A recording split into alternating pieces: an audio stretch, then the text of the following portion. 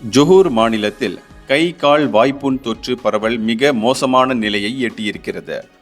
இந்த ஒரு வாரத்தில் மாநிலம் முழுவதும் 1687 பேர் பாதிக்கப்பட்டிருக்கின்றனர் என்று ஜொஹூர் மாநில சுகாதாரம் சுற்றுச்சூழல் துறை ஆட்சிக்குழு உறுப்பினர் லிங் தியான்சூன் தெரிவித்தார்.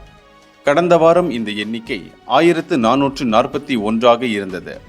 மாநிலத்தில் ஜனவரியிலிருந்து இதுவரை மொத்தம் 11,551 சம்பவங்கள் பதிவு செய்யப்பட்டிருக்கின்றன. இந்த தொற்று பெரும்பாலும் குழந்தைகளையும் சிறுவர்களையும் தான் மிக அதிகமாக பாதிக்கிறது என்று நேற்று இங்கு வெளியிட்ட ஒரு அறிக்கையில் அவர் கூறினார். பிள்ளைகள் பராமரிப்பு மையங்கள், பாலர் பள்ளி வகுப்புகள் போன்றவற்றில் அதீத கவனம் செலுத்தப்பட்டு தடுப்பு நடவடிக்கைகள் மேற்கொள்ளப்பட்டு வருகின்றன என்று அவர் குறிப்பிட்டார்.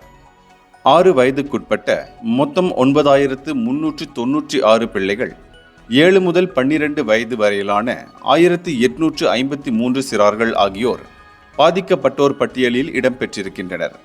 வீடுகள், குழந்தைகள் பராமரிப்பு மையங்கள், பாலர் பள்ளிகள், ஆரம்ப பள்ளிகள் ஆகியவற்றில் தூய்மைக்கு முன்னுரிமை கொடுப்பதை சம்பந்தப்பட்ட அனைத்து தரப்பினரும் கவனத்தில் கொள்ள வேண்டும்.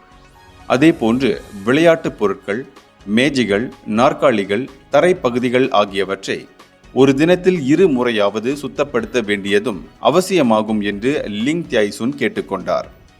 இந்தியர்களின் இதய குரல் மக்களோசை.